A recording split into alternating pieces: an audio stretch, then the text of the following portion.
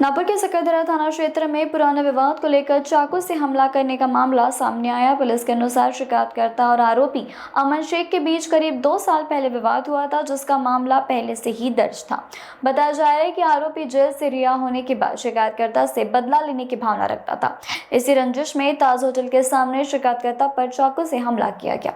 हमले में आरोपी ने अपने भाई और होटल मालिक को भी शामिल किया था। घटना के बाद इलाके में हड़कंप मच गया और पुलिस ने तत्काल कार्रवाई शुरू की। सकरदरा पुलिस ने 3 आरोपियों को जैसे मोहम्मद शेख, मोहम्मद इरफान शेख और करीफ नमाजुद्दीन कबीर को गिरफ्तार किया। पुलिस मामले के आगे की जांच कर रही है। याच्यातील जखमी मोहम्मद रियाज उर्फ टिल्ली मोहम्मद रफिक शेख याचा आणि याच्यातला जो आता या गुन्ह्यातील जो आरोपी आहे अमन शेख, अमन इरफान शेख यांच्यामध्ये 1.5 वर्षापूर्वी भांडण झालं होतं। त्याच्यामध्ये त्यांच्या विरुद्ध एकमेकाविरुद्ध 307 चा गुन्हा या पोलीस स्टेशनला दाखल होता। याच्यातील जो जखमी आहे हा जेलमधून सुटून आल्यानंतर आता 1 तारखेला 30 तारखेच्या रात्री ताजबागच्या हद्दीमधील ताज बिर्याणी हाऊस या ठिकाणी त्याच्या मित्रासह जेवायला गेला होता। तो तिथं आल्याची माहिती याच्यातील जे आरोपी आहे अमन इरफान शेख याला माहिती मिळाल्यावरून तो त्या ठिकाणी आला।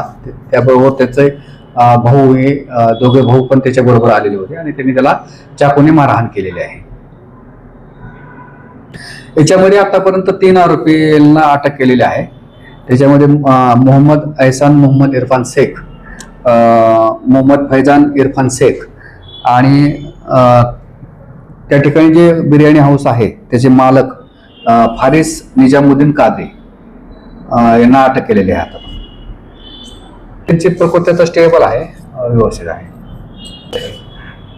या 3 आरोपींना 1 तारखेला आपण अटक केली होती। त्यानंतर आज पुन्हा आपण न्यायालयासमोर त्यांना हजर केलं होतं। तर त्याच्यामध्ये आणखीन 3 दिवसाचे पीसी आपल्याला मिळालेले आहे, पोलीस कस्टडी मिळालेली आहे।